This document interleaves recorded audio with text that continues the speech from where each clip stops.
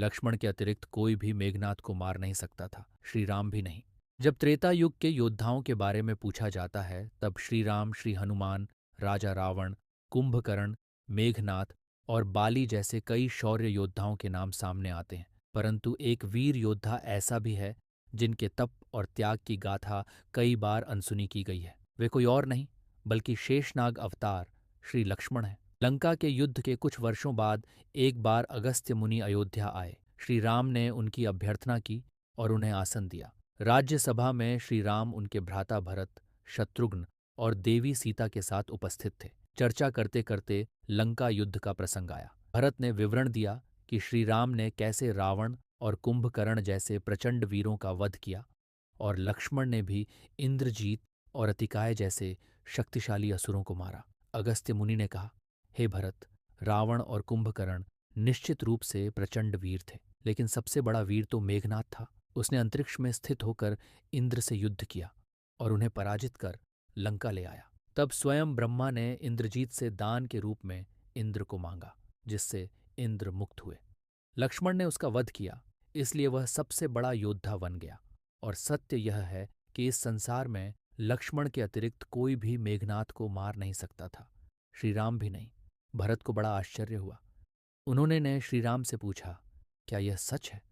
श्री राम ने पुष्टि की, लेकिन भरत की जिज्ञासा बढ़ गई। उन्होंने अगस्त्य मुनि से पूछा, मेघनाद को लक्ष्मण के अलावा कोई और क्यों नहीं मार सकता था?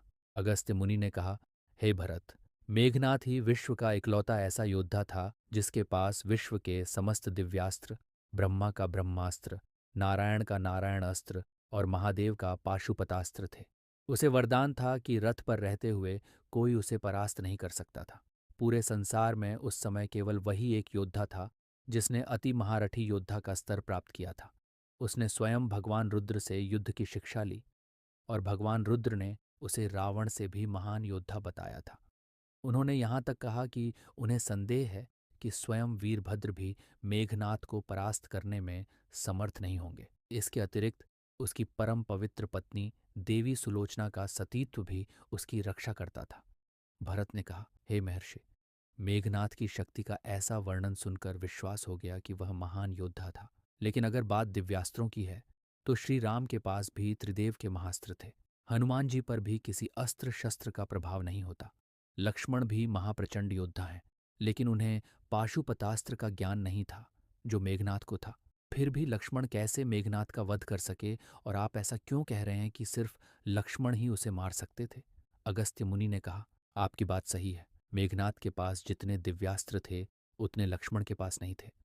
लेकिन इंद्रजीत को वरदान था कि उसका वध वहीं कर सकता था जिसने 14 वर्षों तक ब्रह्मचर्य का पालन किया हो, सोया ना हो, भोजन ना किया हो और किसी स्त्री का मुख ना देखा हो।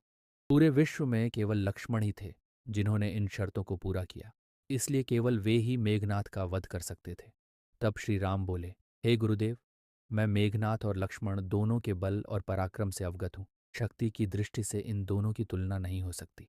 लक्ष्मण के ब्रह्मचारी होने की बात मैं समझता हूँ, लेकिन मैं 14 वर्षों तक वनवास में लक्ष्मण को नियमित रूप से फल फूल देता रहा। मैं सीता के साथ एक कुटी में रहता था और लक्ष्मण बगल की कुटी में थे। हम सभी अक्सर साथ रहते थे। फिर भी लक्ष्मण ने सीता का मुख नहीं देखा, भोजन नहीं किया और 14 वर्षों तक सोए नहीं रहे। ऐसा कैसे संभव है? ऑगस्ट मुनि मुस्कुराए और समझ गए कि श्री राम क्या चाहते हैं।